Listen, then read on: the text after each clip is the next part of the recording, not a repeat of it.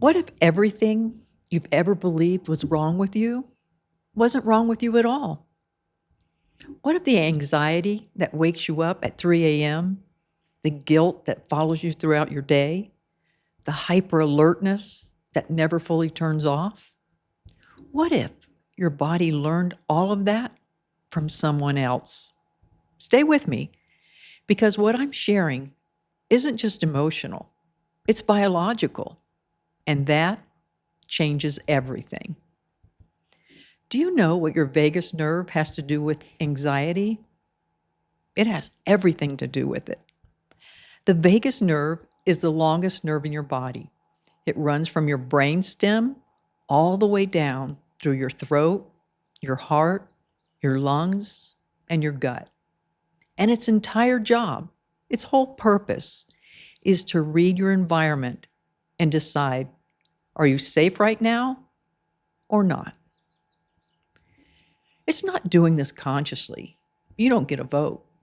Your vagus nerve is scanning constantly, silently, and automatically.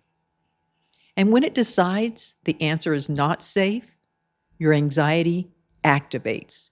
Your chest tightens, your thoughts race, and your body braces. And here's what most people don't know. Your nervous system learned what's safe and not safe felt like from the environments you lived in, especially during your early years. It learned from the emotional temperature of your home, from the tension that lived in the silences, from the parent whose stress you felt before they even said a word, and your nervous system absorbed all of it. Not because something was wrong with you, but because your vagus nerve was doing exactly what it was designed to do, reading the room, adapting, and protecting you. And unless something interrupts that pattern, it continues running in the background. Maybe you grew up in a house where emotional temperature was always shifting, where you learned to read the room before you even learned to read a book. Maybe someone in your family carried something heavy: grief, fear, shame, unspoken loss, something that lived in the pauses and in the tension and in the topics that were never allowed to be named. Your vagus nerve, it absorbed all of it. It mapped it. It filed it under, this is what the world feels like. This is what I need to stay ready for. Maybe you became the one who managed everyone else's feelings, the peacekeeper, the one who smoothed things over before they got really bad. And somewhere along the way, quietly, without anyone meaning for it to happen, your nervous system stopped being able to tell the difference between their emergency and yours. This is not a character flaw. That's a vagus nerve that was trained in an environment of emotional unpredictability. And it learned its lessons very, very well.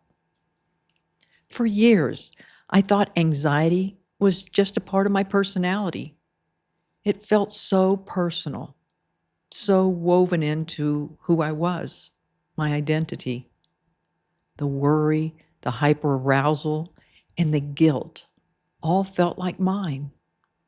Even the constant low hum of responsibility for everyone around me felt like it came from inside me. For years, I kept asking myself, what's wrong with me? Why was I so anxious? Why couldn't I just relax? Why did I feel responsible for everyone around me? Then one day, a different question appeared. Not what's wrong with me, but where did this come from? And that question changed everything. What's wrong with me? That leads to shame. It leads to years of trying to fix something that was never yours to fix. It leads you deeper into the anxiety because shame, it activates your vagus nerve all over again. And now you're anxious about being anxious. Where did this come from? Leads to curiosity, to biology, to the understanding that your nervous system responded perfectly to an environment that wasn't always safe, and that a perfectly responding nervous system, it can always learn something new. Here's what's important to understand about your vagus nerve and anxiety. When your vagus nerve detects a threat, whether it's real, remembered, or simply anticipated, it pulls your body into a state of protection. Your heart rate rises, breath shortens, and digestion slows. And the mind starts scanning for what could go wrong. For many people, this protective state becomes very familiar, the nervous system's new normal. And for those who grew up in emotionally unpredictable environments, this became the baseline. Not the exception, the baseline. The anxiety you feel, it's not a malfunction. It's a very well-trained response that your vagus nerve learned was necessary for your survival. And here's the part that matters most. Vagal tone, it's not fixed. The vagus nerve is responsive, and it can be retrained. What helped you survive doesn't have to define the rest of your life. Your reactions, they're not character flaws. They're inherited responses. Your hyperarousal wasn't weakness, it's intelligence. Your sensitivity wasn't too much. It was a gift that was asked for you to carry more than it should have. And the anxiety that lives in your chest, it has a source. It came from somewhere, which means it's not the permanent truth of who you are.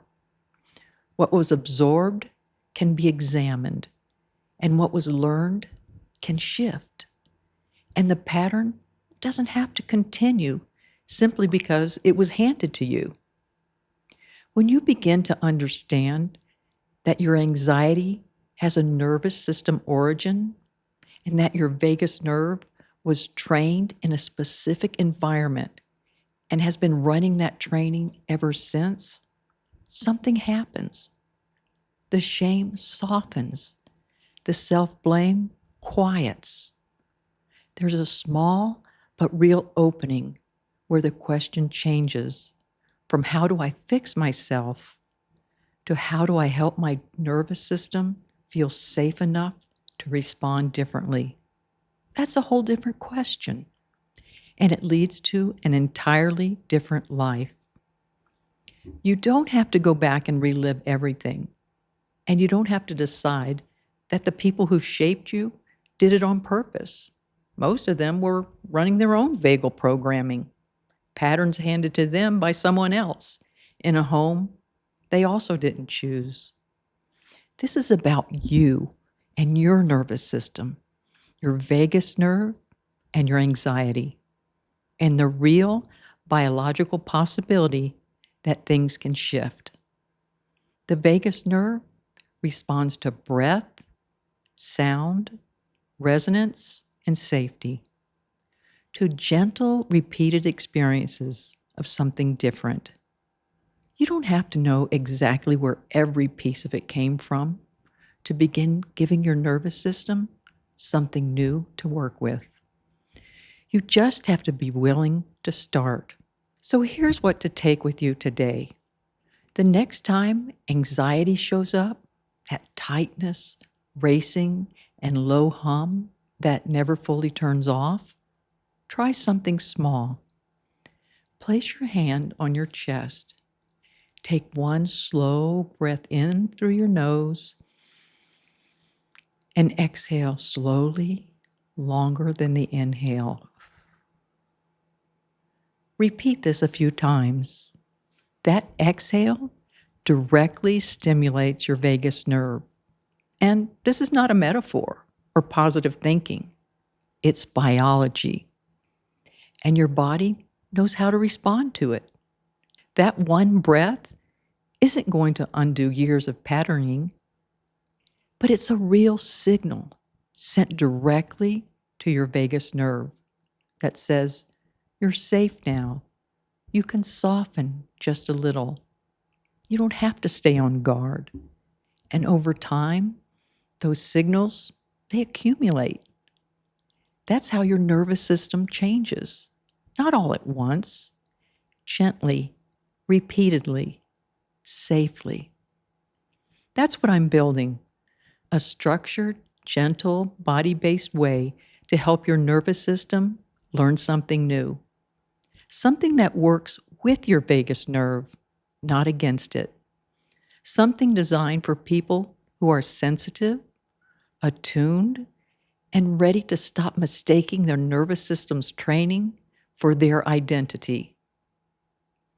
If something in this video shifted for you today, even slightly, stay close, subscribe, and follow, because what's coming soon is specifically for this, for the anxiety that has a history, for the nervous system that learned too much too young, for the person who's ready to ask a different question.